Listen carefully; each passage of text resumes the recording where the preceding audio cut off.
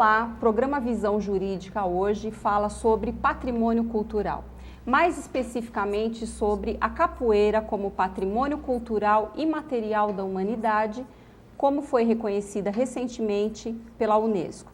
E eu converso hoje com o professor Sérgio Vieira, que é pós-doutor em Ciências da Educação pela Universidade do Minho, em Portugal, pós-doutor em Ciências Socioambientais pela FEA-USP, doutor em Ciências Sociais na área de Antropologia pela PUC de São Paulo, mestre em Antropologia pela PUC de São Paulo, licenciado em Educação Física pela FIG Unimesp e professor da Universidade 9 de Julho em vários cursos de graduação. Sérgio, é um prazer imenso recebê-lo aqui no programa Visão Jurídica. Obrigado, Muito obrigada por sua presença. O prazer é todo meu. Bom, então vamos procurar definir o que é patrimônio cultural para o nosso telespectador, porque para muitos é novidade esse assunto, né? Exato. Bom, então, vamos pegar a maneira mais simples de explicar isso. Patrimônio significa a herança do pai, né? Então, aquilo que nós recebemos de herança. Só que essa palavra ela surge no direito romano, no Corpus Iuris Civilis, do imperador Justiniano, ano 528, né? E a partir disso nós temos que entender determinadas situações. Por quê? Para o Código Romano, pai não é aquele que gera vida. Para o direito romano, quem gera vida é o genitor, né? Então, pai assume como se fosse uma situação de um diretor de escola, um chefe de uma grande família, né? Um presidente de uma emissora de televisão. Esse é o pater, né? E, então, tudo aquilo que é herança do que é produzido ao longo de uma vida, né? Isso passa a entrar como patrimônio, né? As coisas patrimoniáveis, né? Basicamente é isto. A partir da Revolução Francesa, esse patrimônio, né, passou a ter uma maior amplitude de definição, né? E hoje nós temos duas situações muito distintas, mas que englobam o patrimônio, que são os bens do patrimônio material e os patrimônios imateriais, né? Ou seja, então o patrimônio material é aquele que eu consigo pegar, consigo tocar, né?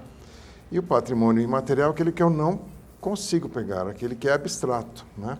Que está no imaginário. Você poderia explicar melhor o que esse abstrato, né? O abstrato. Então vamos pegar assim, o samba, por exemplo, né? Eu não consigo pegar o samba. Eu não consigo pegar o futebol. Eu não consigo pegar uma religião, né? Eu posso ir ao templo, que é o patrimônio material. Certo. Mas o que acontece dentro do templo, dentro de um estádio, né, esportivo, é um patrimônio imaterial, é o abstrato, né? Então estaria ligado aos costumes, né? Aos costumes, aos modos de se fazer, expressão aos modos de expressão, né? A arte, a criação, né? É a reprodução. E a capoeira entra nisso também, né?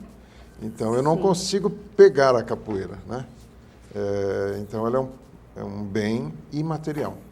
Interessante. E a capoeira, ela foi reconhecida recentemente, em novembro, final de novembro, não é isso? Isso. Pela Unesco, exatamente, não é? Como patrimônio cultural e material da humanidade. Perfeito. Que maravilha. Você pode falar um pouquinho para a gente sobre esse processo? Como foi a origem desse processo? Esse processo foi extremamente interessante e, para mim, muito gratificante, né?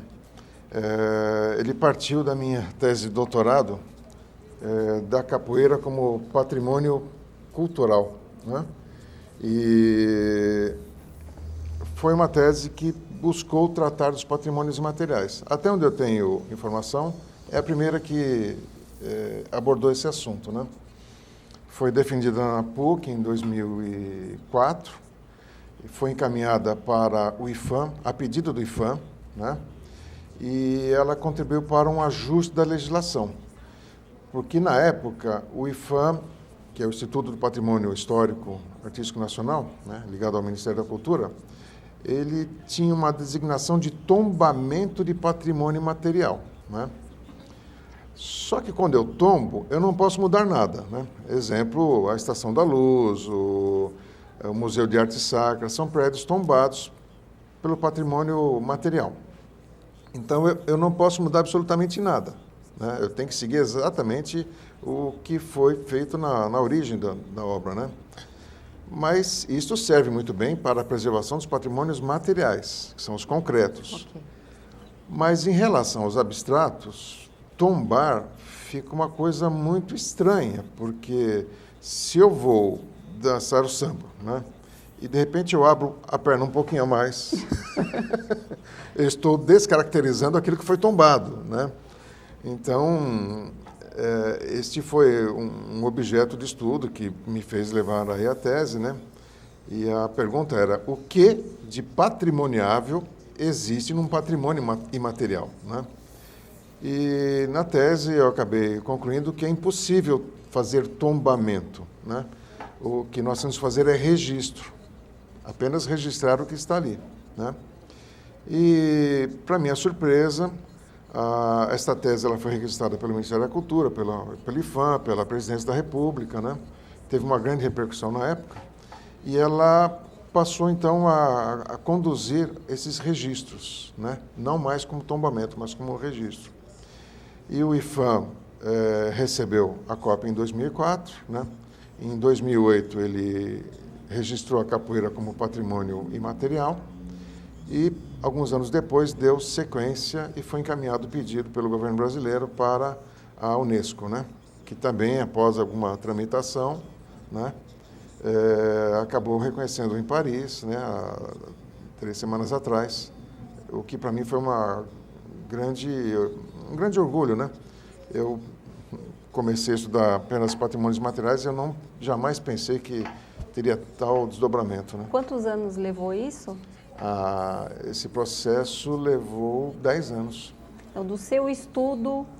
Meu estudo? Do seu estudo inicial até o reconhecimento internacional? Foram 35 anos. 35 anos. 35. Parabéns. Obrigado. Foi uma coleta de informações no Brasil inteiro e mais 54 países. Foi uma... E qual a importância desse reconhecimento internacional para nós brasileiros? Então, Silmara, esse reconhecimento, ele implica em que agora a capoeira ela deixa de ser uma expressão nacional ou afro-brasileira, como queira, né? E ela passa a ser algo protegido pelo mundo. Ela é reconhecida pela Unesco, né? Como algo que é produzido pela humanidade, né? Ou seja, haverá um maior interesse da preservação deste patrimônio, né? Que deixa de ser, então, nacional e passa a ser motivo de atenção internacional, né? E para nós é um motivo de orgulho muito grande, né? Com certeza. O que implica também na eventual possibilidade de projetos que venham a ser subsidiados internacionalmente em relação à capoeira aqui no Brasil. E no mundo, né?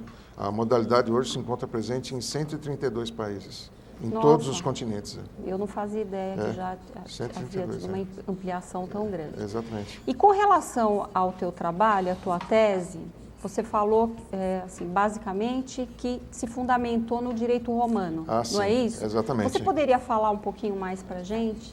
Isso foi uma... Porque, assim, no primeiro momento, você pensa em capoeira e direito romano, a impressão que dá é que uma coisa não tem nada a ver com a outra. Não tem nada a ver com a outra, né? É uma coisa... Foi uma grande viagem, né? E quem me ajudou muito foi uma bibliotecária que era advogada, né? Então, no final da tese, eu estava às voltas com essa questão de patrimônio, né? E era algo que muita gente falava, inclusive professores, né? Na própria PUC, né? E eu fazia sempre a mesma pergunta: o que de patrimoniável existe no patrimônio imaterial, né? Porque no patrimônio material você consegue registrar, você consegue colocar uma chapinha, não é isso? Claro. Registrar, né? Mas no imaterial você não... Onde é que você vai pôr a chapinha? Não tem lugar, né? É abstrato.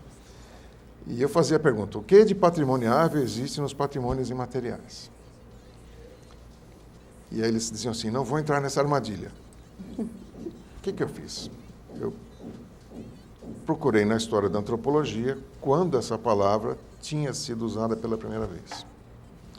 E fui regredindo, regredindo, e acabei regredindo para antes do surgimento da antropologia, né?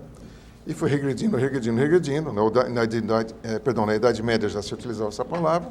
Onde é que eu cheguei? Código Justiniano, 528 depois de Cristo. Nos bens patrimoniáveis, né? Na res em patrimônio. E aí vai pesquisar no latim, essa coisa toda, né? Herança do pai, né? Mas uma bibliotecária, que era advogada, ela falou assim: Sérgio, você tem que tomar cuidado com uma coisa, né? Patrimônio cultural é a herança do pater familias, mas a família romana era não consanguínea, era uma família por afinidade, né? Então as pessoas se agregavam em famílias que hoje seriam como se fossem organizações, como se fossem academias de capoeira. Então um mestre de capoeira é um pater familias. Aí está a ligação. Um reitor é um pater familias, né? Um presidente, como eu falei, de uma emissora de televisão, né, como aqui, é um pater familias. E foi a partir daí que eu consegui ter uma noção de como essa herança do pai vem sendo transmitida ao longo dos séculos. E daí, para aplicar na capoeira, foi simples, né? Então, foi assim, foi graças ao direito romano, né, do Código Justiniano, graças a essa fundamentação jurídica, que eu consegui fundamentar minha tese e que ela serviu hoje como possibilidade de reconhecimento pela Unesco como patrimônio imaterial. A história, né? Muito história, interessante. né? E realmente o patrimônio imaterial fica muito difícil chegar a esse ponto, porque o ser humano é muito criativo, principalmente o brasileiro, né? Muito criativo. Muito criativo e a tendência é modificar as coisas, né? Cada Exatamente, vez mais. E esse é o nosso problema e essa também é a nossa maior dificuldade, né? Porque as coisas vão se modificando a uma velocidade muito grande e aí fica difícil você preservar o que é o patrimônio, né, cultural. Então, quando se falava em tombamento de patrimônio cultural, o que eu consegui apresentar foi que quando se tomba um patrimônio imaterial, nós estamos indo contra as bases da cultura.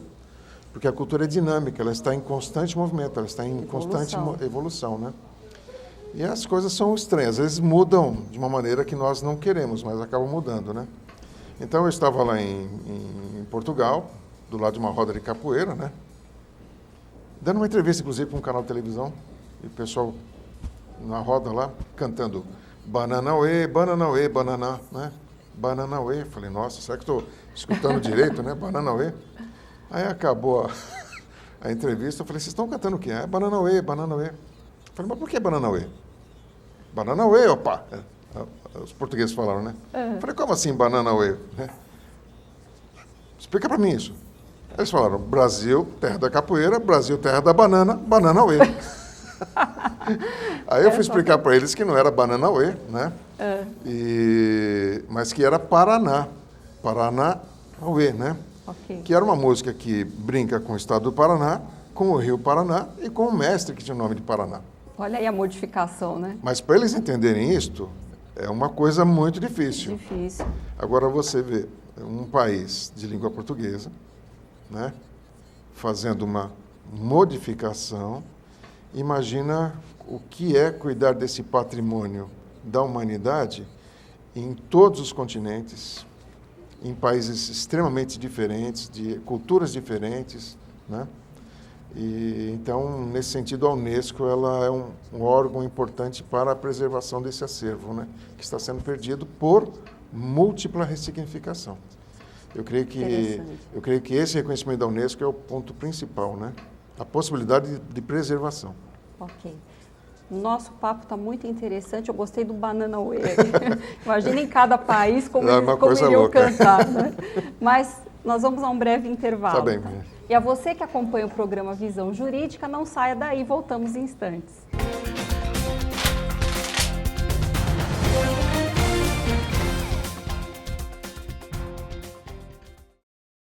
ACM, venha fazer parte. fortalecer pessoas, famílias e comunidades. Movimento de voluntários e profissionais com liderança no fortalecimento do ser humano. Honestidade, respeito, responsabilidade e solidariedade. São 112 anos com foco no desenvolvimento social, educação física, educação cultural, moral e religiosa, além do atendimento social. Venha você também fazer parte da família ACM.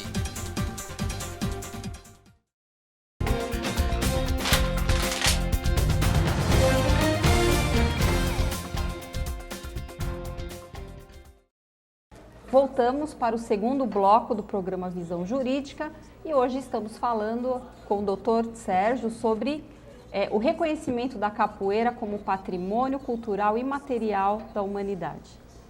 Bom, Sérgio, então nós estávamos falando das mudanças, né? Que o povo, ele tem uma criatividade, e você falava de Portugal, né? O pessoal cantando Banana Ué. Banana Ué. Muito engraçado até. E existe uma dúvida, né? Pelo menos eu ouço as pessoas comentarem. A capoeira, ela é uma dança, uma luta, um esporte? Como é que ela ficou reconhecida, na verdade? Então, Silmara, essa pergunta ela é muito interessante, porque muita gente diz que a capoeira é tudo, que é esporte, é luta, é dança, é ginástica, né? É arte, é briga, né? Mas ou ela é uma coisa, ou ela é outra coisa, né? Então eu não posso ter uma dança que seja uma luta, né? Mas no imaginário popular, a capoeira é uma dança-luta, né? Então o que nós temos assim que deixar muito claro? Que ela pode ser utilizada como dança, ela pode ser utilizada como esporte, ela pode ser utilizada como luta, ela pode ser utilizada como expressão corporal, pode ser utilizada como ginástica. Então depende do modo como eu queira utilizar a capoeira. Então, é uma ferramenta com várias possibilidades, mas nunca ao mesmo tempo, né? Entendi. Mas muita gente pensa que ela é tudo, e não é tudo, né? Então, entendi. Depende do momento, depende da arte, como ela está sendo. Exatamente. Interessante. E nós estávamos conversando aqui no intervalo sobre as diferenças entre o reconhecimento da capoeira e da roda de capoeira. Exatamente. Que para mim também era a mesma coisa, eu que sou leiga no assunto. Então, a capoeira é o nome de uma manifestação cultural, né? Afro-brasileira. Agora, quando eu falo de afro, eu também preciso entender a aculturação afro-asiática. Então, muita coisa que chegou na África veio da Ásia, né? e da África aqui para o Brasil. E nós passamos a chamar este imaginário, né? Esse modo de se fazer, como capoeira. E o IFAM, a partir dessa tese de doutorado, da capoeira como patrimônio cultural, ele registrou o saber dos mestres e a roda de capoeira, que é o encontro das pessoas para fazer esta reprodução do patrimônio imaterial. Mas o IFAM não teve condições de, até o presente momento, de dizer qual é este saber dos mestres, né? Porque ainda não se chegou a um conteúdo para se fazer a reprodução dele de uma maneira preservada, né? E a roda de capoeira, mas não o que acontece dentro da roda de capoeira. Então, podem haver várias formas de jogo de capoeira, ou de luta, ou de, né, do que vai acontecer ali naquele espaço, né? Então, esta expressão da roda e do saber foi registrada pelo IFAM. E a Unesco registrou a roda de capoeira. Certo. No entendimento de que é um espaço democrático, onde todos são livres para se expressarem, não é isso? Todos são livres para fazerem seus diálogos corporais, né? A capoeira é uma conversa corporal, uma conversa de um corpo com outro corpo, né? E, nesse sentido, ele agrega homens, mulheres, né? Crianças, idosos, pessoas de todas as nacionalidades. Isso é muito interessante quando nós viajamos aí para o exterior e vemos roda de capoeira na Áustria, na Alemanha, né? No Azerbaijão, né? Ou quando esses estrangeiros vêm todos aqui para o Brasil e acabam criando assim, uma confraternização entre os povos, né? Tanto é que para a Unesco e para as Nações Unidas, a capoeira é uma cultura de paz. E isso é muito interessante que seja preservada, né? É uma possibilidade de diálogo entre os povos, né? Sobretudo nos dias de hoje, né? Sobretudo nos dias de hoje, uma época, lamentavelmente, de muita intolerância. Exatamente. Né? E a capoeira, ela já foi muito criminalizada no Brasil. Foi. Como é que se deu essa evolução histórica, não é? Da criminalização há anos atrás até esse reconhecimento internacional? Que grande evolução, né? Eu vou tentar, então, em Resumo. alguns minutos, falar coisas de séculos, né? Essa marginalização da capoeira, ela tem início também a marginalização do escravo, né? Então, nós temos toda uma coletânea jurídica de legislações que estabeleciam liberdades ou não para os escravos, né? O escravo tem que ser escravo. Então, quando o escravo sai do que está previsto, então você tem algumas legislações que proibiam determinadas condutas de escravos. E como a capoeira era praticada por eles também, né? Então, ao longo desse período, principalmente do Brasil colonial, né? Do Brasil Império, algumas legislações surgiram para a capoeira, né? Com a abolição da escravatura, houve um sentimento de gratidão, né? Dos afrodescendentes em relação à princesa Isabel, né? Ainda que se conteste se foi uma abolição ou não, naquela época houve um sentimento de gratidão. Quando o Partido Republicano, né, tentou derrubar a monarquia, né, após a abolição de 13 de maio de 88, né, a República proclamada em 15 de novembro de 89, quer dizer, 1 ano e meio de conflitos, comícios do Partido Republicano, né? Cada vez que havia um conflito, iam os capoeiristas lá e batiam nos republicanos. O que aconteceu? No dia 15 de novembro de 1889, a República é proclamada e no dia 23 de novembro, quer dizer, 8 dias depois, né, antes de ter a Constituição ainda, né, da República, os capoeiristas se tornam os primeiros presos políticos da República e foram deportados para o arquipélago de Fernando de Noronha. É uma história muito cruel da história penal do Brasil, né? Porque era desterrado o condenado, o capoeirista com o nome de João, mas a documentação dele entrava com o nome de José. 2 anos depois vinha a soltura, né, para o José. Onde é que está o José? Fugiu, os tubarões comeram. E o João continuava preso lá. Então, eu tive a oportunidade de ver todos esses documentos do arquipélago, né, estudando toda essa história. Muitas injustiças, né? E de homens e de mulheres, né? Eu pensei que o arquipélago de Fernando de Noronha, o presídio, era só masculino, mas muitas mulheres foram mandadas para lá também. Por pena também de capoeira, né? O que aconteceu? A capoeira entra no Código Penal e ela só vai ser liberada nos anos Getúlio Vargas. Só que liberada, né, para ser praticada como um esporte. Ela vai ser liberada em 1941. Então, de 1889, até 1941, ela fica inserida no Código Penal, hoje reconhecida mundialmente, né? Que grande evolução. Uma grande evolução. E graças ao seu trabalho. Parabéns. Não, obrigado. Não, é só uma parte, né? Mas, na realidade, é um trabalho de todos, né? Então, uma vitória de todos os capoeiristas, de todos os mestres, né? De todos os praticantes e também de todos aqueles que tiveram uma certa sensibilidade, né? Para fazer com que essa vitória fosse possível. E ela está organizada hoje no Brasil como esporte e é esporte olímpico também? Não, ela está como esporte, né, uma atividade esportiva, existe uma confederação, existem 23 federações estaduais, algumas ligas regionais, ela está reconhecida pelo Comitê Olímpico Brasileiro. A OAB reconheceu o Superior Tribunal de Justiça Desportiva da Capoeira, um trabalho que foi feito aqui em Guarulhos, né? Muito em função do Dr. Anísio, né? Que foi uma pessoa que nos ajudou muito, né? Se estiver aqui nos assistindo, mando aqui um abraço para ele.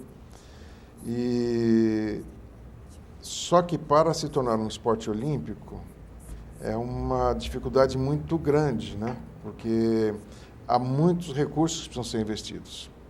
Então, são necessários aí 120 países com federações nacionais organizadas, campeonatos mundiais realizados por critérios de antidoping, estabelecimento de justiça desportiva, né? Então, são fases ainda que precisam ser alcançadas, né? Atualmente, nós temos 40 países, então precisaria triplicar esse número de países com a modalidade já organizada, né? Mas ela está reconhecida pelo Comitê Olímpico Português, pelo Comitê Olímpico Canadense, pelo Comitê Olímpico Francês, pelo Comitê Olímpico Italiano, né? Pelo Comitê Olímpico do Azerbaijão. Evoluímos muito, né? Evoluímos muito, é. Que bom. É. E para a gente finalizar, porque infelizmente o nosso tempo é bem curto, quais os motivos que te levaram a estudar a capoeira? Olha só. Eu morava no Jaçanã, né? Uma terra imortalizada nas canções da Dona Irã Barbosa, né? E o ano era 1964 e eu vi uma luta, né? De capoeira. Mas era luta, pessoas lutando mesmo. Era uma época que os vizinhos colocavam as cadeiras do lado de fora da rua, né? Para conversar, tá? Hoje isso fica um pouco impossível, né? E aquilo ficou na minha mente durante muitos anos. Eu trabalhei na aviação, como você sabe, né? 20 anos, e viajava, e era recomendada a prática de uma atividade esportiva. E eu resolvi fazer capoeira, né? E da capoeira, tentando conhecer melhor, praticando, onde eu podia parar, né, em vários estados ou outros países, eu ia tentar pesquisar as fontes e acabei me deparando com na época, uma discriminação muito grande da modalidade em relação à educação física, né? E isso me trouxe assim uma certa agonia e eu acabei indo para a educação física por causa da capoeira. Falei, bom... Muito interessante. Muito interessante. Parabéns. Obrigado. Olha, muito obrigada, viu, por sua presença aqui no programa Visão Jurídica. Eu agradeço, meu agradecimento pessoal em nome de toda a equipe da TV. Obrigado. Fico muito feliz. E a você que acompanhou o programa Visão Jurídica, te aguardo na próxima semana. Visão Jurídica, atualidade, conhecimento e informação aqui na TV Guarulhos.